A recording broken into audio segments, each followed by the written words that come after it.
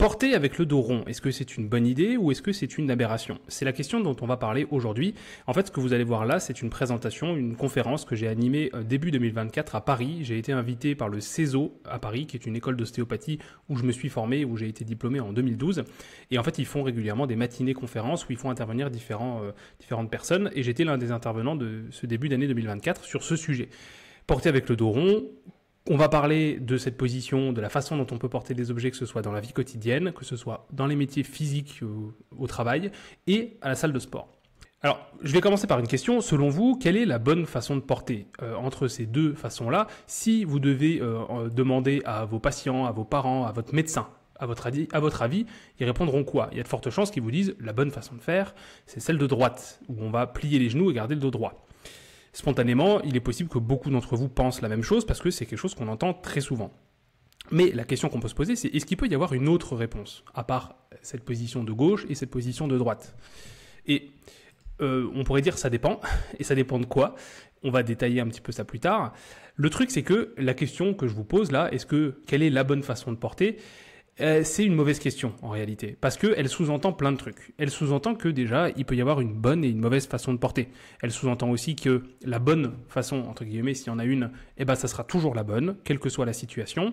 Et elle sous-entend aussi qu'il n'y a que deux façons de porter. Parce que si on regarde, on peut aussi se dire qu'il y aurait cette façon-là, la troisième là, qui est en fait un peu un mix entre les deux. C'est-à-dire que le dos est un peu plus penché en avant, les genoux sont un peu moins pliés, on est sur une position qui pourrait peut-être se rapprocher un peu d'un soulevé de terre par exemple.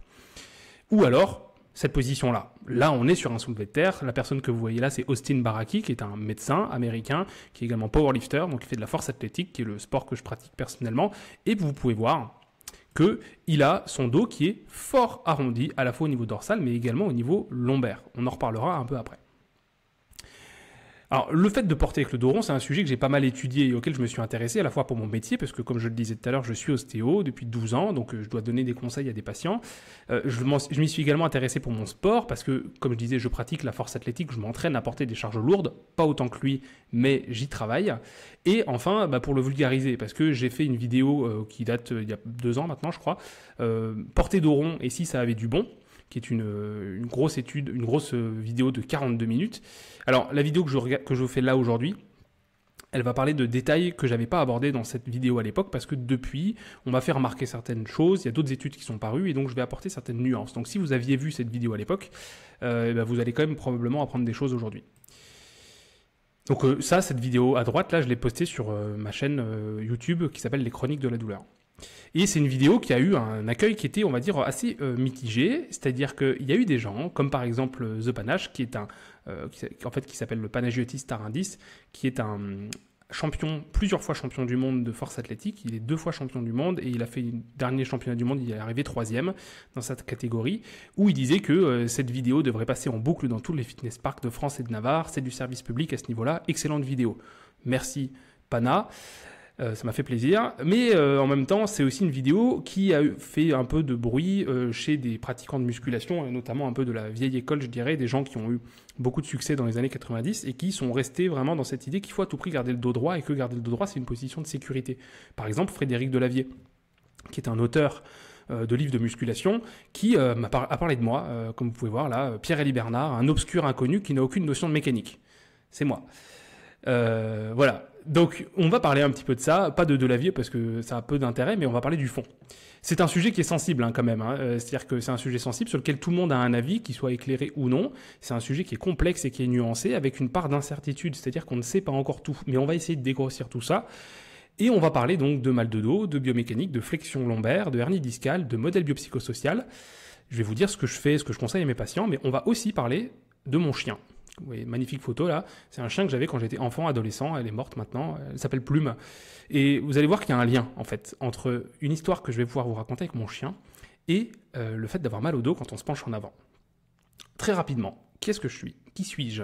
Donc Pierre-Eddy Bernard, je suis ostéopathe avec un intérêt particulier dans la prise en charge des douleurs. Je suis diplômé du CESO Paris en 2012. J'ai enchaîné avec un diplôme universitaire sur la douleur, plus précisément sur le diagnostic des douleurs de l'appareil neuromusculo-squelettique. Je me suis formé auprès de spécialistes sur la douleur, notamment le Neuro-Orthopedic Group, des chercheurs comme Lorimer Moseley et David Butler, qui ont notamment écrit des livres comme Explain Pain ou Graded Motor Imagery. Bref, c'est des livres qui parlent vraiment de la douleur. J'ai fait des formations sur la prise en charge des douleurs irradiantes, sur la douleur neurosciences, thérapie manuelle avec des ostéopathes qui m'ont appris énormément de choses. Laurent Fabre, Marco Gabuti, Jerry Draper-Rodi. Et je me suis intéressé plus spécifiquement à la prise en charge des sportifs, étant moi-même sportif. Je me suis formé auprès de la clinique du coureur, je me suis formé auprès de Ben Cormack, qui est un kiné anglais qui enseigne aussi comment utiliser des exercices pour soulager les douleurs. Je me suis formé pour devenir personal trainer au Luxembourg. J'habite à côté du Luxembourg, donc j'ai suivi une formation au Luxembourg. Non pas pour entraîner des gens, mais pour avoir des compétences que je puisse utiliser en consultation. Une formation avec Barbell Rehab, en fait c'est un docteur en physiothérapie américain qui s'appelle Michael Mash, qui a une approche plutôt moderne de la douleur et qui l'adapte à la prise en charge des personnes qui ont des douleurs quand ils portent des charges, notamment en faisant de la force athlétique ou de l'haltérophilie. Pour ceux qui connaissent, il y a un qui est très très connu, qui s'appelle Squat University, c'est le nom de son cours, de son compte, et il s'appelle Aaron Orshig. Et ben en fait, la vision est très différente, vraiment très différente, parce que Aaron Orshig a vraiment une vision plus, on va dire plus old school au niveau de la mécanique. On en reparlera. Et j'ai fait des formations, entre autres, avec Anthony Halimi, qui est un kinésithérapeute français, qui fait une très bonne formation sur la douleur. Je suis également vulgarisateur, sportif du dimanche, c'est-à-dire que je fais des vidéos de vulgarisation sur ma chaîne YouTube en rapport avec la douleur et avec le sport. Personnellement, de mon côté, je me suis remis à la salle de sport pour perdre du poids au début, puis j'ai fait des sports de force comme la force athlétique. Et enfin, je suis formateur puisque j'ai animé des formations auprès de futurs coachs sportifs dans la Fitness Academy du Luxembourg.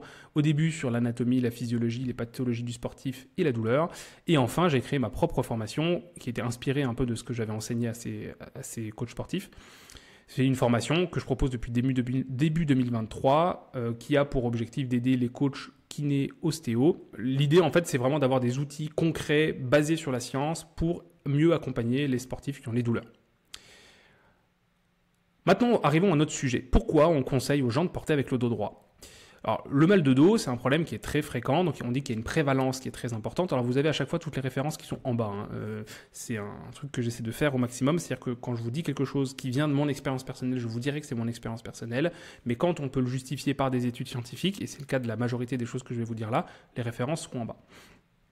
Donc le mal de dos, c'est quelque chose de très fréquent et c'est d'ailleurs le motif de consultation probablement le plus fréquent en cabinet d'ostéopathie. Et vous avez là à droite par exemple un graphique qui vient de l'article, je pense que c'est celui-ci, qui vient d'un article du Lancet. Il y a une série d'articles sur la lombalgie qui a été publiée en 2018 et là on voit la prévalence, donc le pourcentage de gens qui ont une lombalgie par tranche d'âge. Et là vous voyez verticalement c'est le pourcentage 10, 20, 30% et vous voyez qu'en fonction des tranches d'âge, en fait il y en a des fois qui ont 20, 30, 40% de tranches d'âge qui peuvent avoir à un moment une lombalgie. Donc c'est quelque chose qui est extrêmement fréquent et qui est même plutôt normal, je dirais. C'est l'invalidité liée à la lombalgie, elle a augmenté ces dernières décennies. C'est-à-dire que, si vous voyez là, en fait, c'est des études qui ont été faites là aussi où ils essaient de voir le nombre d'années vécues avec une invalidité liée à la lombalgie. En 90, on était en rose et en 2015, on est en bleu et on voit que, en fait, ça augmente. Alors, c'est en partie lié au vieillissement de la population, mais pas que, probablement. Ça représente un coût énorme pour la société en termes de soins, d'arrêt de travail. Et en fait, pour vous donner un ordre d'idée, aux États-Unis, le mal de dos, ça coûte 134 milliards par an. Et de mémoire, c'est plus que les pathologies cardiovasculaires et les cancers réunis. Donc, on cherche des solutions. On cherche des solutions pour éviter ou pour prévenir ou soulager le mal de dos.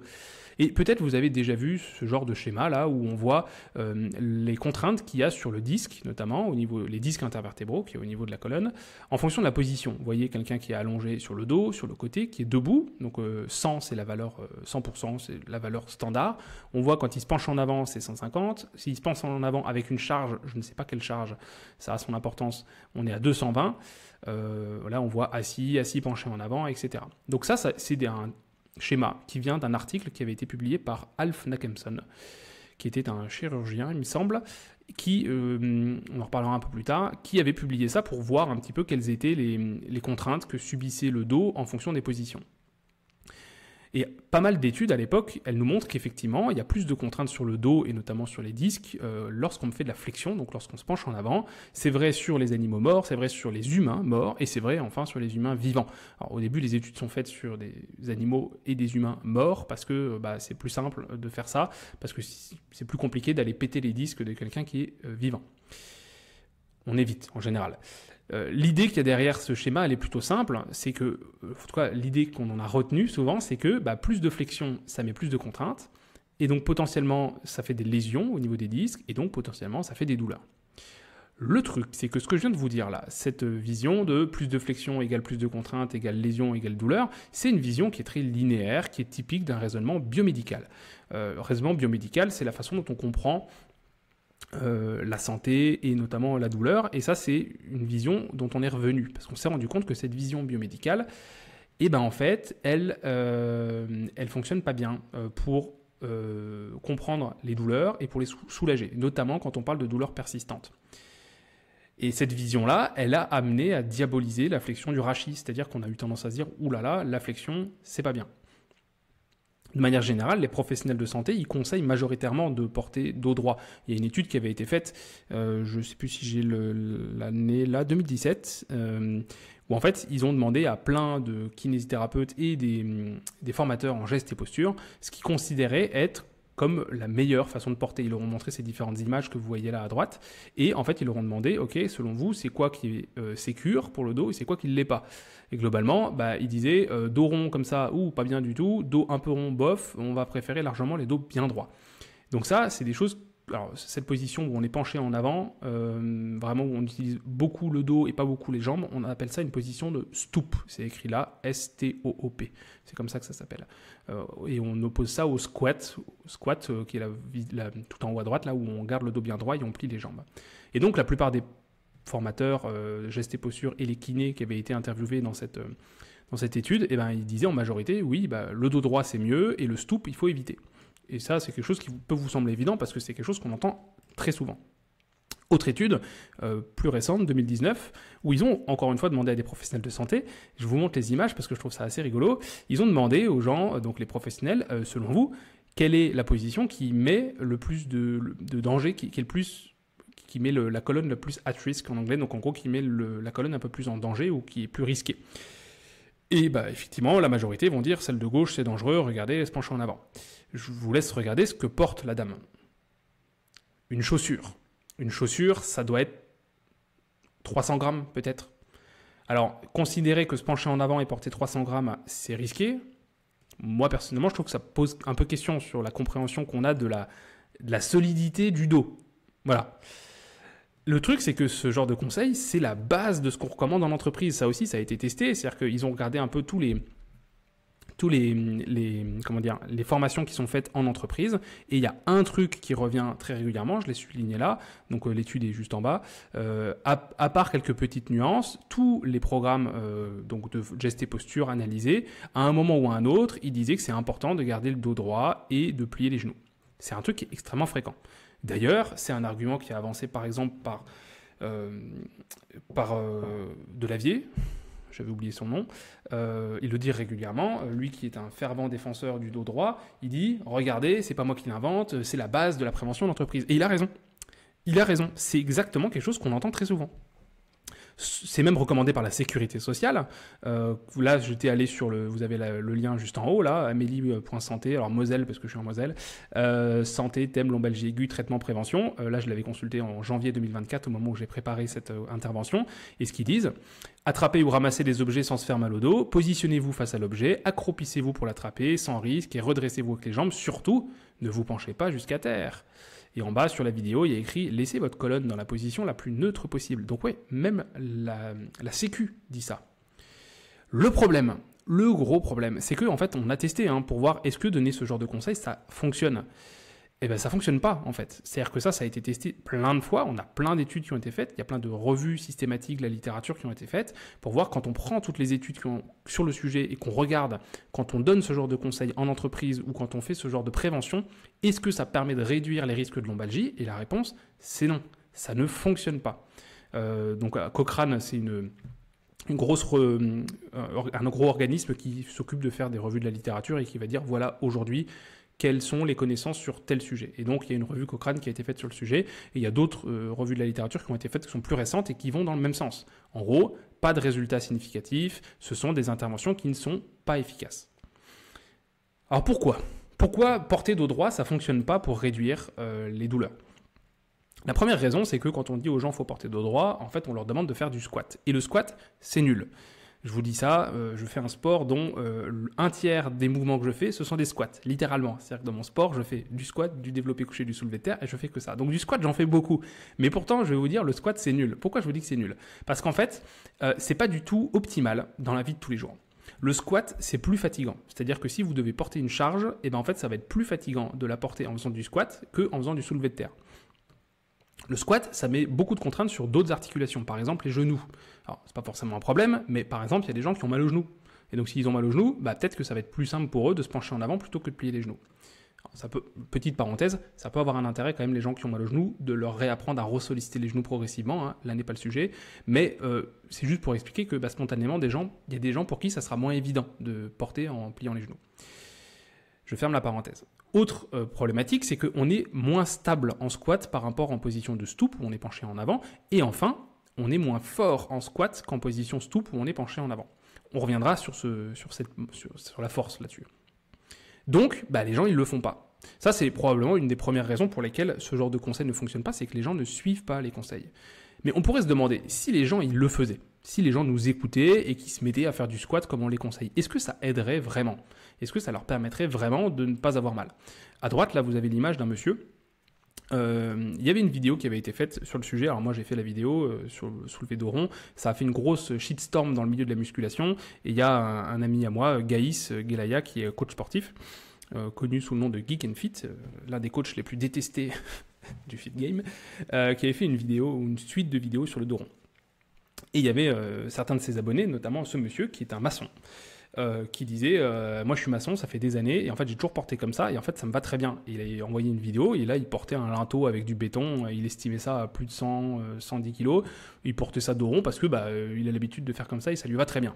Alors c'est une anecdote, c'est pas parce qu'on voit une personne faire comme ça que ça veut dire que tout le monde doit faire comme ça, mais ça montre que c'est possible en fait. C'est à ça que ça sert les anecdotes en fait, ça permet pas de faire des conclusions générales, mais ça permet de montrer qu'il y a des gens chez qui c'est possible. Et ce monsieur n'est pas le seul. Parce qu'il y a certaines études, notamment celle qui est publiée, qui est indiquée en haut là, où en fait ils ont essayé de voir s'il y avait effectivement des liens entre la façon dont on porte et l'apparition de lombalgie. Et en fait, dans ces études-là, ils se sont rendus compte que les gens qui avaient bossé dans des métiers où on porte des charges et qui avaient bossé dans ces métiers pendant longtemps, pendant au moins 5 ans, et qui n'avaient pas développé de douleur lombaire, c'était ceux qui avaient tendance à porter en se penchant en avant, plutôt qu'en faisant du squat. Je le redis, les gens qui avaient bossé dans des métiers où on porte lourd, où on porte des charges de manière régulière et qui avaient fait ce métier pendant des années, dans ces études-là, ils se sont rendus compte que ceux qui n'avaient pas développé de douleur lombaire, c'est ceux qui avaient eu tendance à porter avec le dos rond et pas avec le dos droit. Alors, on peut interpréter ça de deux façons. Est-ce que c'est des gens qui ont eu de la chance de ne pas s'être fait mal et donc ils ont continué à porter comme ils ont l'habitude? C'est possible. Ou bien, on peut se demander, est-ce que porter avec le dos rond, ce serait mieux? Est-ce que ça serait un facteur protecteur? Je pose la question. En fait, dans une autre étude de 2020, je crois, Denis, ouais, c'est ça, qui posait la question de l'intérêt de donner ce genre de conseils de dos droit, à un moment, ils disent ceci. En fait, il existe tellement de contextes différents de port de charge qu'imaginer qu'une technique unique soit la bonne tout le temps, c'est probablement illusoire. Parce que c'est pas parce que dans certaines situations, faire du squat peut être mieux que ça sera forcément toujours mieux. Il y a des fois où on n'a pas la place, il y a des fois où l'objet qu'on porte ne nous permet pas forcément de se mettre en squat, il y a des fois où on n'a pas le temps, il y a des fois où on doit enchaîner plein de trucs, et donc le fait de faire des squats de manière répétée, c'est trop fatigant. Bref, il y a plein de situations dans lesquelles porter en pliant les genoux et en gardant le dos droit, c'est pas optimal. Et donc, ce qu'ils conseillent dans cette étude, ils disent qu'il serait peut-être pertinent d'enrichir le vocabulaire gestuel. Je trouve que l'image est jolie. C'est-à-dire qu'on va donner un vocabulaire gestuel plus riche, on va leur donner plein de façons de bouger différentes, on leur donne de nouvelles options, afin que les gens ils puissent choisir en fonction de la situation, qu'ils puissent varier au fil de la journée. Et voilà. En gros, qu'ils puissent varier, quoi. C'est-à-dire que oui, on peut porter avec le dos rond, peut-être qu'on peut porter avec le dos droit, peut-être qu'on peut faire d'autres façons. L'idée, c'est juste de faire comme on le sent et de varier. La question, c'est est-ce que porter avec le dos rond, ça pourrait faire partie de ces options, de ce vocabulaire gestuel qui serait un peu plus riche? On arrive au fond de la question. Est-ce que la flexion lombaire, c'est un problème? Petite pause café. Est-ce que la flexion lombaire, c'est un problème? J'ai une question pour vous. Est-ce que ça, pour vous, c'est porter avec le dos rond? Donc là, c'est le fameux The Panache, Panagiotis Tarandis, qui est en train de faire un soulevé de terre. Là, je vois pas exactement combien il a de barres, mais il doit être à plus de 250 au moins. Je crois que son max est pas loin de 300. La question, c'est est-ce qu'il a le dos rond? Spontanément, quand on voit cette image, on n'a qu'à dire oui, on voit que les dorsales sont arrondies, mais on voit que les lombaires sont droites. En tout cas, c'est ce que ce tracé-là semble nous indiquer. Ce tracé, il nous a été fait par Aaron Orshik, dont je parlais tout à l'heure, qui est donc le créateur de Squat University, qui dit justement, regardez, le haut du dos s'est arrondi, mais le bas du dos reste bien droit. En réalité, si on suit vraiment le trajet de la peau, en fait, on voit que c'est pas si évident que ça, qu'au niveau lombaire, c'est parfaitement droit. On peut voir quand même qu'il y a quand même globalement une courbure. Bon, de toute façon, se baser sur ce qu'on voit, c'est pas forcément très fiable. Et je vais vous dire pourquoi. En fait, il y a eu un petit problème dans toute cette histoire, c'est qu'on parle de dos rond, parce que c'est en partie ma faute, je pense, parce que avant que cette grosse shitstorm n'éclate dans le monde du fitness, j'avais fait cette vidéo porter dos rond et si ça avait du bon. Et le truc, c'est que dos rond, effectivement, de quoi on parle? Est-ce que ça, c'est dos rond ou pas? Il y a des gens qui vont dire oui, non. Bref, le mieux, c'est de parler de flexion. L'idée, c'est est-ce que la flexion est un problème? Et pourquoi c'est important de faire la différence? Parce que se baser sur ce qu'on voit n'est pas forcément très fiable. Les termes dos droit, dos rond, ils prêtent à confusion. Les lombaires en flexion maximale, elles peuvent être visuellement droites, ça dépend des gens, mais le fait de voir le dos relativement droit, en fait, on est probablement proche d'une flexion maximale.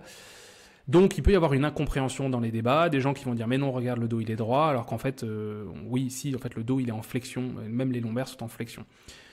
Et c'est déjà ce qui était arrivé dans un fameux débat entre Geek and Fit et Delavier, où à un moment ils avaient la même image, et il y en a un qui dit regarde le dos il est droit, et l'autre il dit bah non il est pas droit. Bref, parlons plutôt de flexion.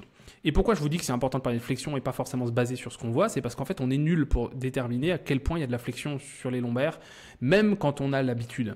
C'est une étude qui a été faite en 2021, où en fait ils ont demandé à des professionnels du sport, non c'était des kinés.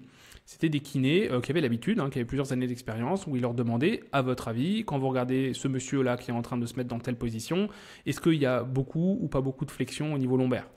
Et donc, ils devaient déterminer un peu la quantité de flexion qu'il y avait au niveau lombaire, pour dire oui, non, ça va, là, le dos, il est cambré, là, le dos, il est en position neutre, ou là, oulala, le dos, il est fléchi. Et en fait, globalement, on est nul pour déterminer visuellement le degré de flexion. C'est-à-dire que pour être sûr du niveau de degré de flexion qu'il y a, le mieux à faire, en fait, c'est de mettre des capteurs biomécaniques, en fait, comme là, en labo de biomécanique, avec des capteurs qui vont mesurer les angles, etc. Un truc qui n'est absolument pas faisable en consultation, ni en salle de sport, c'est pas possible. Mais quand on veut voir si effectivement il y a de la flexion, c'est ce qu'on peut faire. On fait des études en biomécanique, et cette étude-là, elle montrait que, globalement, les professionnels qui avaient plus de 8 ans d'expérience, ils étaient très peu précis pour déterminer le degré de flexion lombaire. Donc, il faudrait se baser sur des outils fiables, des outils de mesure en labo. Et il y a notamment une thèse qui a été faite en biomécanique par une américaine, je crois, Laura Holder. Et en fait, le truc, c'est que quand les participants, on leur demandé d'étendre leur flexion lombaire au maximum dans cette position-là, position en train de porter une charge, leur lombaire, elle restait à peu près à 22 degrés de flexion, ce qui était entre un tiers et la moitié de l'amplitude maximale. Donc, même quand on demande d'étendre volontairement, il y avait de la flexion. Et surtout, comme je disais, les professionnels avaient du mal à déterminer à quel point il y en avait de la flexion. Alors, est-ce que c'est un problème, cette flexion? La question qu'on se pose, c'est est-ce que la flexion lombaire, c'est un facteur de risque de lombalgie? En 2000, il y avait une étude qui disait qu'avoir un métier où on passe du temps penché en avant, ça semble être un facteur de risque de lombalgie. Donc là, spontanément, quand on voit ça, on se dit « Ah bah oui, du coup, se pencher en avant, c'est pas bien parce que ça peut faire mal ». Le problème, c'est que cette étude, elle ne mesurait pas d'où venait cette flexion du tronc. Donc on ne sait pas si c'était une flexion thoracique, une flexion lombaire ou une flexion de hanche, parce qu'on peut aussi avoir une flexion de hanche, mais garder les lombaires relativement droites, relativement. Et donc cette étude, elle ne mesurait pas ça. Donc on ne sait pas si les gens qui étaient penchés en avant, est-ce que la flexion venait vraiment des lombaires ou pas. Et surtout, il y a d'autres études plus tard qui ont indiqué que, en réalité, dans les métiers comme ça, je crois que je ne l'ai pas mis dans ce PowerPoint-là, mais je peux vous dire, c'est Peter Coenen, C-O-E-N-E-N, qui a publié des papiers là-dessus, qui disait que dans les métiers comme ça, la charge d'entraînement, la charge soulevée, accumulée sur la journée peut être un facteur de risque de lombalgie, un petit facteur qui n'est pas énorme mais qui est présent. La flexion lombaire ne semble pas en être un. Je spoil un petit peu pour la suite. Sur cette étude de 2000, c'était difficile de tirer des conclusions sur les lombaires. En 2010, Wai et collaborateurs, ils se posaient la question, est-ce que se pencher au travail, c'est un facteur de risque de lombalgie? Et la réponse, c'est bof. Vous voyez la conclusion, les évidences actuelles ou les preuves actuelles du fait que se pencher en avant dans son métier ou tourner en général est peu probable que ce soit un facteur causal de lombalgie indépendant. En gros, il y a d'autres facteurs qui peuvent contribuer, mais spécifiquement ça, on a actuellement, en tout cas en 2010, pas de preuve que ce soit un facteur de risque.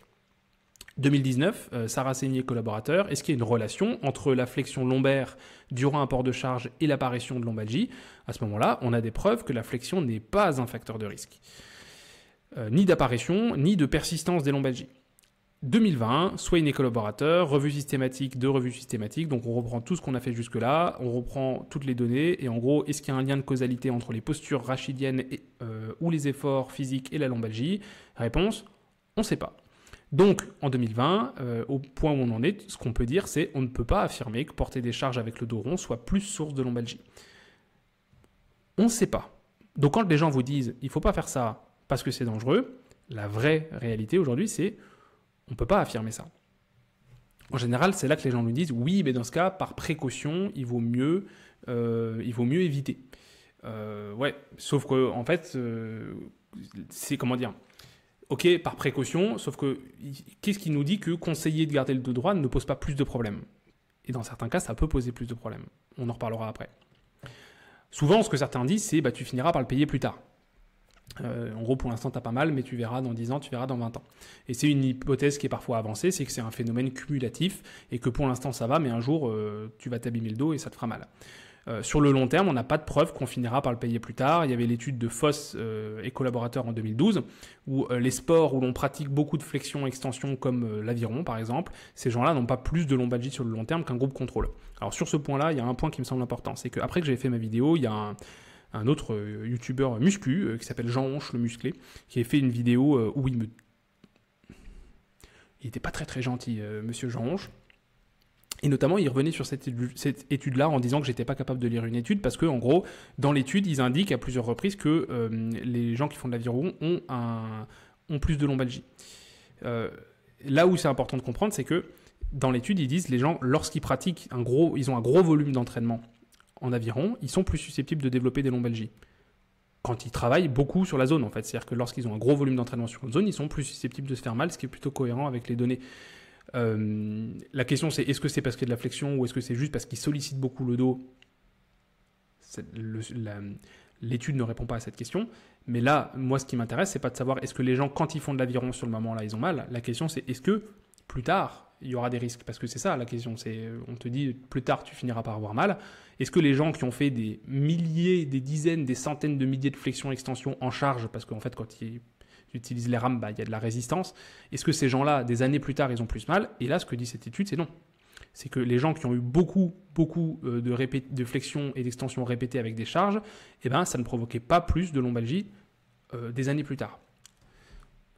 À ma connaissance, c'est la seule étude qui traite ce sujet-là. Donc pour l'instant, avec les données dont on dispose pour l'instant, on ne peut pas non plus affirmer que faire de la flexion répétée posera problème plus tard. Et heureusement, j'ai envie de dire, heureusement parce qu'en réalité, la flexion lombaire, elle est inévitable. C'est-à-dire que il y a plein d'exercices que vous pouvez faire, ou même en essayant de garder le dos bien cambré, vous allez mettre beaucoup de flexion. C'est le cas des kettlebell swing, c'est le cas des good morning, pour ceux qui connaissent, c'est le cas des soulevés de terre, ou des gens qui ont l'habitude de faire du soulevé de terre. Les gens qui maîtrisent le mouvement, dans certaines études, on leur faisait soulever 85% de leur charge max et en fait, ils avaient entre 78 et plus ou moins 16% de leur flexion max. C'est-à-dire certains étaient aux alentours de 60% de leur flexion max, mais certains étaient proches de 90-95% de leur flexion max au niveau lombaire. Là encore, mesuré en labo de biomécanique. Et là, on est sur des gens qui ont l'habitude de faire cet exercice.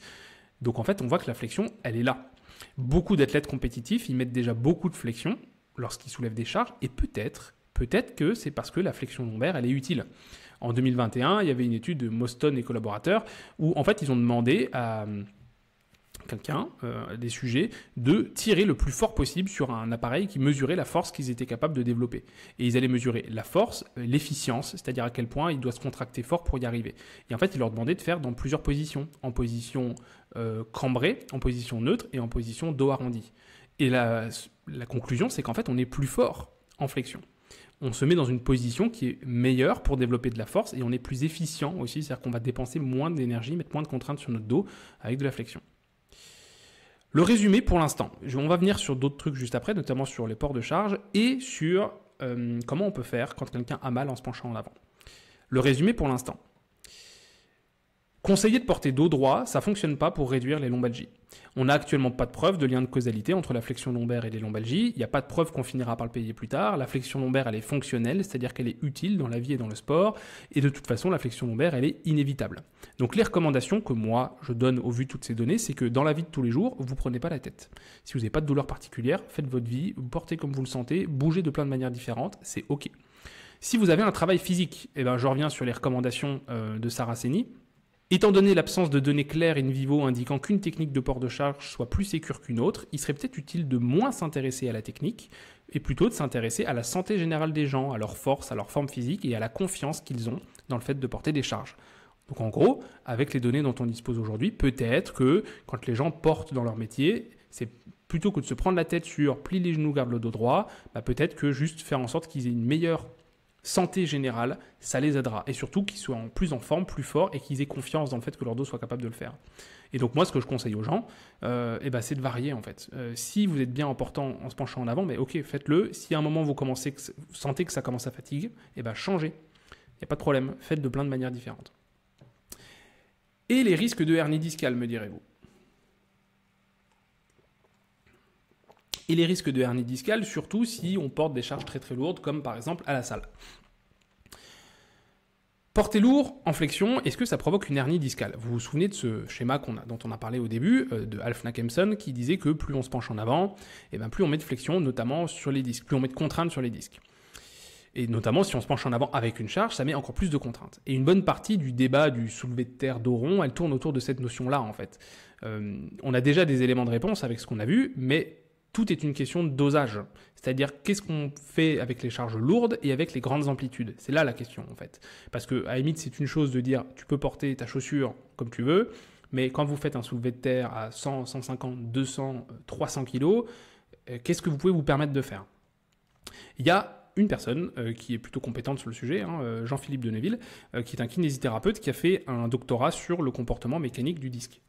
Il a été invité dans le podcast Biomécanique, que j'ai écouté, réécouté plusieurs fois, et c'est moi pour le coup qui avais conseillé à Jérôme, qui tient le podcast Biomécanique, d'inviter Jean-Philippe Deneville, parce que je savais qu'il serait capable d'apporter des données intéressantes. Qu'est-ce qu'il nous raconte, Jean-Philippe Deneville? Il nous explique que la flexion lombaire, c'est le mécanisme préférentiel pour péter un disque. C'est-à-dire que vous faites des flexions, le disque va péter. Sur des cadavres. C'est important, on y reviendra. Ce qu'on sait aussi, c'est que la fin d'amplitude, ça met beaucoup plus de contraintes. A priori, on y reviendra aussi. Et dans ces études-là, les disques, ils avaient un nombre de cycles de flexion-extension à partir duquel ils pétaient. C'est-à-dire que plus on mettait de charge et de la flexion, plus les disques pétaient au bout d'un petit nombre de cycles. Notamment en 2005, il y avait une étude de Gallagher où quand ils mettaient des cycles de compression juste, 8200 cycles, ça pétait. S'ils mettaient un peu de flexion et qu'ils remettaient des poids, au bout de 3000 cycles, ça pétait, et s'ils mettaient beaucoup de flexion, au bout de 200 cycles, ça pétait. Et ici, on voyait des lésions au niveau de la vertèbre. Donc, c'est même pas le disque, c'était la vertèbre. Et donc, ce que nous dit Jean-Philippe Deneville, c'est qu'avec des charges, évite la flexion, surtout en fin d'amplitude. Ce qui peut sembler être une recommandation plutôt cohérente. Mais il y a un petit problème. Il y a un petit problème, c'est que, par exemple, si vous prenez un haltérophile, il y a des études qui ont été faites sur le sujet qui s'intéressent à combien de mouvements ça fait un haltérophile sur une année.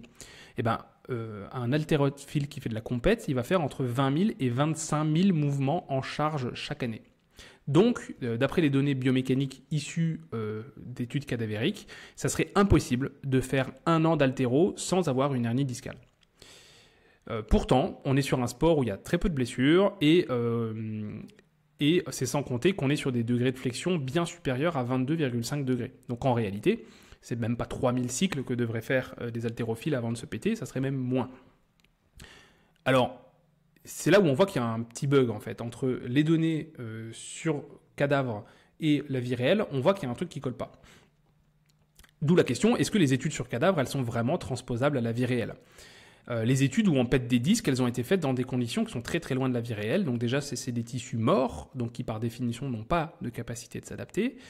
On va leur faire des dizaines de milliers de mouvements d'affilée. Notamment là en 2001, il y avait un truc où ils avaient fait faire 86 000 mouvements d'affilée. Personne ne fait 86 000 mouvements en charge d'affilée. Ça n'arrive jamais. Donc ça ne tient pas compte de l'adaptation des tissus vivants. Mais surtout, les études sur modèles animaux, elles montraient des hernies apparaissaient en sortant de la zone neutre. Ce qu'on appelle la zone neutre, vous avez là un magnifique schéma qui a été fait par Physique, il s'appelle Physique sur Instagram, il fait des infographies comme ça qui sont assez jolies. En fait, c'est la zone neutre, c'est ce qui est décrit comme étant en vert là sur le schéma, c'est en fait une position de quelques degrés de flexion-extension sur lesquels les contraintes sur les tissus passifs, entre guillemets, donc ligaments, disques, sont réduites. Et donc, c'est principalement les muscles qui prennent les contraintes.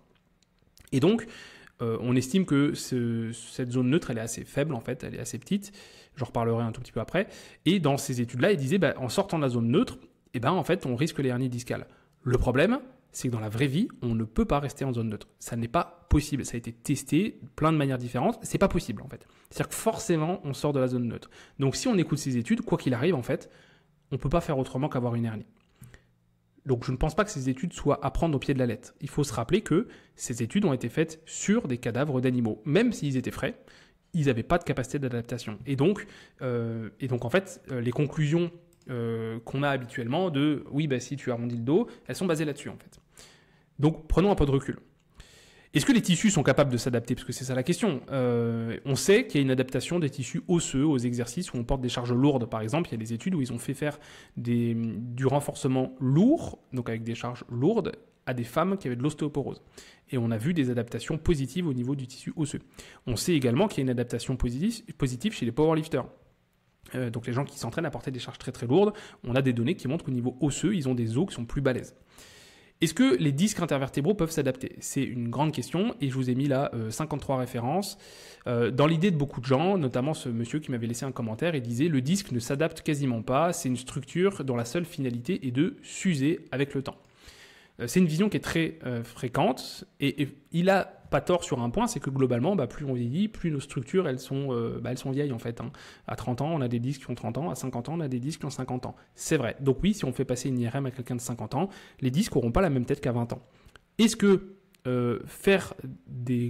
exercer des contraintes sur ces disques aggrave le truc ou le prévient ? Beaucoup de gens vont penser que ça l'aggrave. Les données sur le sujet sont plutôt optimistes en fait, ont plutôt tendance à dire que les disques ont une capacité à s'adapter et le pire c'est probablement de ne pas les solliciter. On sait que les disques intervertébraux ont une capacité d'adaptation, on a notamment vu ça chez des gens qui font de la course à pied, on sait que ces disques ne s'adaptent pas à toutes les contraintes, par exemple ils ne s'adaptent pas à une position statique, ils ne s'adaptent pas aux vibrations non plus, par contre les contraintes dynamiques avec compression, relâchement, compression, relâchement, compression, relâchement, comme ce qu'on peut avoir en courant ou comme ce qu'on peut avoir en portant des charges, il y a une réponse anabolique qui provoque une adaptation. Et alors, est-ce que sur des exercices comme le soulevé de terre, on peut avoir une adaptation ? Il n'y a pas d'études qui ont été faites spécifiquement là-dessus, donc on ne sait pas. Mais on a un gros faisceau de présomption pour dire que oui, probablement. Donc peut-être qu'il peut être intéressant de préparer les tissus à ce genre de contraintes. C'est-à-dire plutôt que de se dire je vais éviter de faire un truc de peur de me blesser, c'est plutôt je vais faire progressivement pour me préparer.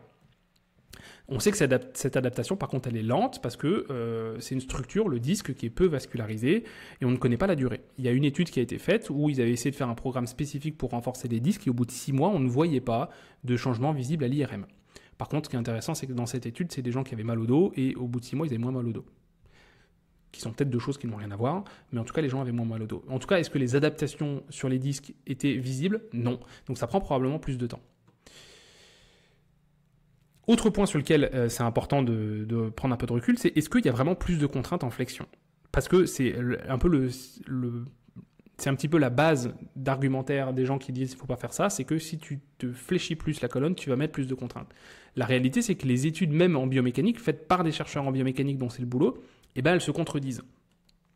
En 2010, une étude dit qu'il n'y a pas de différence au niveau des cisaillements.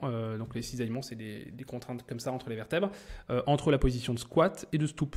En 2016, en traduction instantanée, les preuves actuelles in vivo en biomécanique ne montrent pas qu'il y a les contraintes au niveau de la colonne diffèrent substantiellement entre le squat, donc dos droit, et le stoop penché en avant.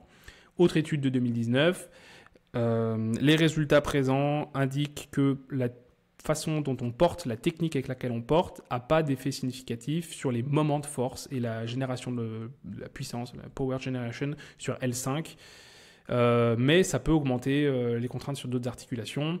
2021, la position stoop a moins de charge compressive en T12L1 et moins de cisaillement en L5S1. 2005, Armand et collaborateurs, une flexion modérée, ça réduit les contraintes sur la colonne lombaire. Bref, vous voyez qu'en fait, quand on regarde des gens dont c'est le métier, en fait, l'idée simpliste qui est tu arrondis le dos, tu as plus de contraintes, donc tu as plus de risque de te blesser, c'est pas si évident. C'est pas si évident. J'avais fait, alors il y a un papier qui résume tout ça, que j'ai mis plusieurs fois en référence là, que j'ai pas cité verbalement. C'est un article qui a été publié par Greg Lehman, qui est kinésithérapeute, et Louis Hao, qui est préparateur physique. Ils ont publié ça dans le Strength and Conditioning Journal, qui était une revue scientifique sur la prépa physique, et qui s'appelle Getting Out of Neutral, donc sortir de la zone neutre, les risques et les récompenses de la flexion lombaire lors des exercices où on porte des charges, où il parle spécifiquement du squat, du soulevé de terre. C'est une étude qui traite spécifiquement de ce sujet, qui est une étude qui est en accès libre, donc vous pouvez l'avoir gratuitement, mais elle est en anglais. J'ai fait une traduction quasi littérale, c'est-à-dire que je l'ai un peu résumé, mais ça fait quand même une vingtaine de minutes à lire. Si ça vous intéresse, j'ai rendu cet article disponible gratuitement, je vous mettrai le lien en description. Comme ça, vous aurez tout le détail sur les adaptations tissulaires, etc., etc. Alors, quelles sont les recommandations pour le port de charges lourdes qui sont issues de cet article ? Ce que nous disent Louis Hao et Greg Lehman, c'est qu'il est probablement impossible de rester en position neutre lors d'un exercice comme le deadlift, et le fait que cette position neutre soit plus protectrice qu'une position fléchie, ça manque de preuves. Je répète, le fait que la position neutre soit plus protectrice qu'une position fléchie, ça manque de preuves, contrairement à ce que beaucoup de gens disent. Les études qui suggèrent que la flexion est problématique sont des études cadavériques qui ne tiennent pas compte de l'adaptation possible des tissus. Ces adaptations, elles peuvent expliquer les contraintes énormes que supportent les powerlifters dans la vraie vie, contraintes qui dépassent ce qu'une colonne peut théoriquement supporter. La flexion lombaire partielle ne semble pas être source de plus de blessures, et elle peut présenter plusieurs avantages en termes de performance et de réduction des douleurs, même de réduction des douleurs, ça j'en parle un peu plus dans l'article là si vous voulez le lire. Et la flexion lombaire complète, important, elle ne semble pas avoir d'avantage en termes de performance, donc ça n'a pas d'intérêt d'aller en flexion lombaire complète, et les risques éventuels de cette position, ils ne sont pas clairs au vu des données dont on dispose actuellement. Donc une bonne stratégie de prévention, ça consisterait à créer de la résilience au niveau de la colonne, c'est-à-dire la préparer à ce genre de mouvement, en programmant des exercices avec divers degrés de flexion afin d'adapter les structures à ces amplitudes. Et quand on s'entraîne et qu'on va porter une charge lourde, évidemment, on ne va pas aller chercher l'amplitude complète parce qu'elle n'a pas d'intérêt en termes de performance et qu'on ne sait pas si c'est risqué.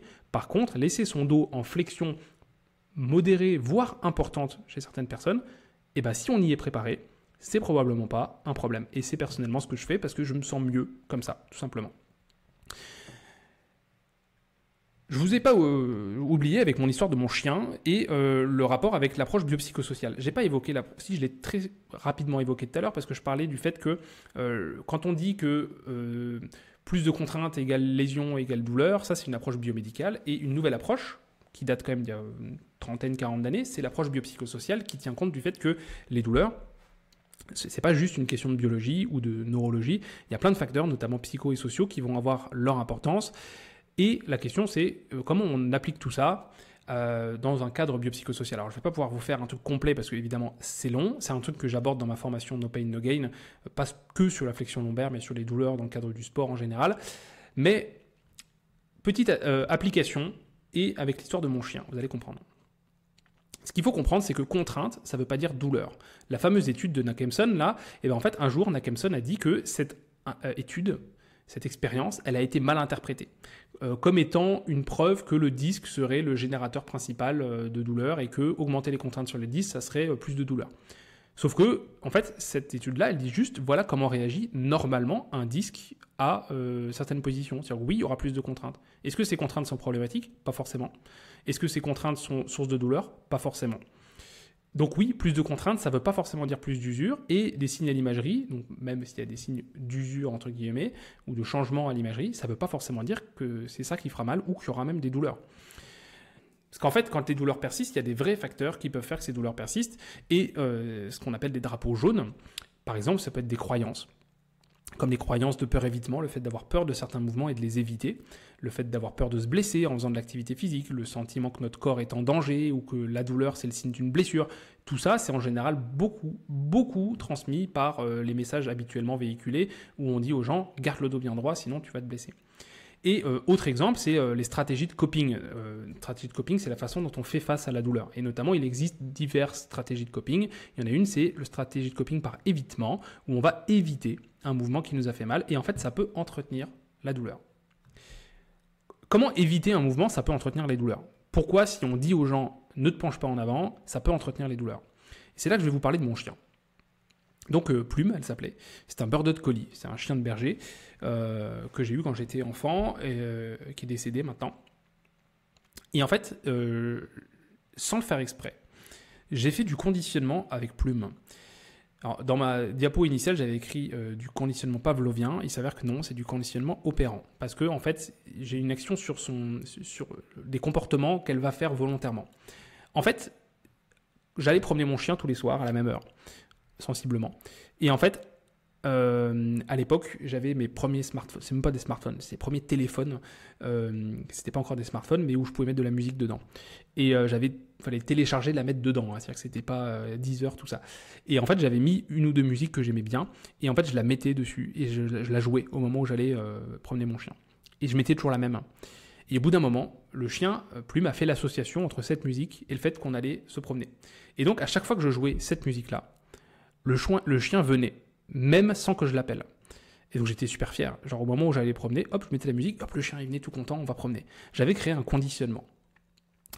Et en fait, on va faire un parallèle avec quelqu'un qui a mal au dos. On peut se conditionner à la douleur. Et je vais vous donner l'exemple de Jean-Michel. Jean-Michel, en fait, il a mal au dos. À un moment, s'il répète un mouvement douloureux, par exemple, il se penche en avant et ça lui fait mal, mais il est obligé de se pencher en avant pour diverses raisons. Il est en train de, jardiner, faire des travaux, machin. Donc, il est obligé de faire cette flexion de manière répétée. Et donc, à un moment, il peut créer une association entre la flexion et la douleur. On a quelques données là-dessus qui montrent qu'il est possible d'y avoir des conditionnements à la douleur.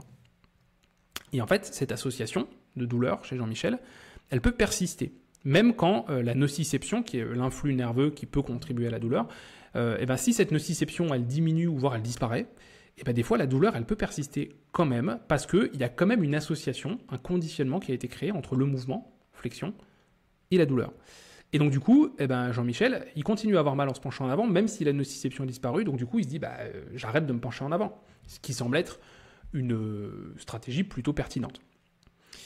Alors, comment on peut casser un conditionnement? Je reviens sur Plume, ma chienne. J'étais tellement fier de mon tour de passe-passe de dressage avec mon chien que je le montrais à des gens quand ils venaient chez moi. Je leur disais « Hey, tu veux que je te montre un truc ?» Je sortais mon téléphone, je jouais la musique et le chien il venait tout content pour qu'on aille se promener. Et donc j'étais fier de moi. Sauf que, en fait, je l'ai fait plusieurs fois, mais sans aller la promener. C'est-à-dire que je reproduisais le stimulus initial, la musique, mais je ne reproduisais pas la deuxième partie qui est la promenade. J'ai répété la stimulation sans qu'il y ait la sortie derrière. Et en fait, au bout d'un moment, Plume, elle a arrêté de venir quand je mettais la musique. Parce qu'elle s'est dit, ok, en fait, il se moque de moi, ou alors, en fait, quand il joue la musique, il n'y a plus forcément la promenade. Donc j'avais cassé, entre guillemets, ce conditionnement. J'étais déçu. Retour à Jean-Michel. Pourquoi la flexion reste douloureuse? Eh bien parce qu'il y a un évitement. C'est-à-dire que il ne refait pas de flexion, Et donc, il ne pourra pas désassocier flexion et douleur. Je reviens juste sur plume pour que vous compreniez. Ce qui s'est passé, c'est qu'il y avait un truc, un stimulus, qui était la musique, et conséquence, on va se promener. Et en fait, chaque fois que je faisais un et que je refaisais l'autre, et ben en fait, j'associais les deux. Et donc, au bout d'un moment, ce renforcement, ce lien, il se renforçait. Et le seul moyen que j'ai eu pour désassocier ça, c'est de faire l'un sans l'autre. Et au bout d'un moment, la musique n'était plus associée à la promenade. Jean-Michel, lui, ce qu'il avait, c'est flexion, douleur. Flexion, douleur, flexion, douleur, flexion, douleur, ce qui au début était tout à fait cohérent parce qu'il y avait par exemple de la nociception qui faisait que certains tissus étaient sensibles et quand il se penchait en avant, ça lui faisait mal. Et même si au bout d'un moment il n'y a plus de nociception, flexion, douleur, parce qu'en fait il y a une association. Et donc pour faire en sorte qu'il puisse avoir moins mal en se penchant en avant, et ben en fait il faut qu'on trouve un moyen de faire de la flexion sans douleur. Le problème c'est que vu que Jean-Michel ne fait plus jamais de flexion, et ben les quelques fois où il est obligé d'en faire, flexion, douleur. Voilà, vous comprenez? Donc, en fait, pour casser le conditionnement, un peu comme je l'ai fait avec Plume, il faut trouver un moyen d'avoir le stimulus, flexion, mais sans la conséquence, douleur. Alors, comment on fait? Comment on peut faire pour désassocier de la flexion de la douleur si la personne elle a mal quand elle se penche en avant? Et bien, l'astuce, ça peut être de trouver un moyen de faire de la flexion, mais différemment. Je vous donne quelques exemples. Là, à gauche, c'est une position qui s'appelle la position de l'enfant, il me semble, c'est une position de yoga, où en fait on est à genoux, et en fait on va mettre les mains loin devant, et en fait on fait de la flexion lombaire. Des fois, souvent, cette position-là est beaucoup moins douloureuse que le fait d'être debout et de se pencher en avant. Là, en haut à droite, vous avez un squat profond, où on descend le plus bas possible, il y a de la flexion au niveau lombaire. En bas à droite, je suis assis et je me penche en avant. Souvent, ça fait moins mal de faire ça que de me pencher en avant depuis la position debout. Pourtant, il y a de la flexion lombaire. Et ça, c'est des stratégies que j'utilise parfois en cabinet, quand certaines personnes ont mal au dos. Et bien en fait, faire ça, ça peut être des moyens de leur faire de la flexion, donc de stimuler certains tissus en flexion sans déclencher la douleur, et donc potentiellement de désassocier ce conditionnement si c'est ça qui pose problème, parce qu'il y a d'autres raisons qui peuvent faire que la personne a mal. Mais en tout cas, ça peut être une stratégie. Et là, au milieu, vous avez un autre truc, c'est une machine qui est à la salle, qui permet de faire, travailler entre autres les cuisses. Et quand on est tout en bas du mouvement, et ben en fait, il peut y avoir un peu de flexion parce qu'en fait, quand les cuisses remontent, et ben ça fait une flexion de hanche et ça peut amener une flexion lombaire. En fait, les gens, quand on leur fait faire ça, ils se rendent pas compte qu'ils sont en train de faire de la flexion lombaire. Et c'est ça qui est beau en fait, c'est qu'on leur fait faire de la flexion lombaire dans un contexte différent, dans une position qui est différente. Et en fait, des fois, et ben en fait, ça peut permettre de faire du mouvement sans déclencher la douleur. Et donc, il y a moyen de désensibiliser le mouvement progressivement. Ça, c'est des exemples d'exercices qu'il y a dans ma formation pour les gens qui, comme ostéo, chiro, on n'est pas forcément très bien formé aux exercices. J'ai fait une bibliothèque d'exercices de plus de 170 exercices, en fait, par zone anatomique, par niveau de sollicitation et en fonction que les gens aient du matériel ou pas. Parce que tout le monde n'a pas accès à une salle. S'ils ont accès à une salle, c'est cool, on peut s'en servir. Si les gens n'ont pas accès à une salle, eh ben, on peut leur faire proposer des choses autrement. Et donc ça, c'est un truc que je propose dans ma formation pour donner des exercices aux gens, pour désensibiliser une zone. Voilà, j'espère avoir pu vous apporter certaines précisions par rapport à toutes ces questions-là, le pourquoi la flexion lombaire n'est pas forcément un problème, pourquoi conseiller aux gens d'éviter la flexion lombaire peut être un problème. N'hésitez pas, si vous avez des questions, vous pouvez les mettre juste en dessous et j'essaierai d'y répondre. Et si vous êtes intéressé par la formation No Pain No Gain, j'ouvre régulièrement des inscriptions.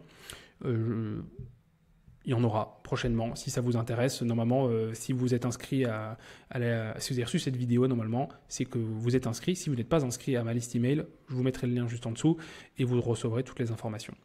Merci pour votre attention.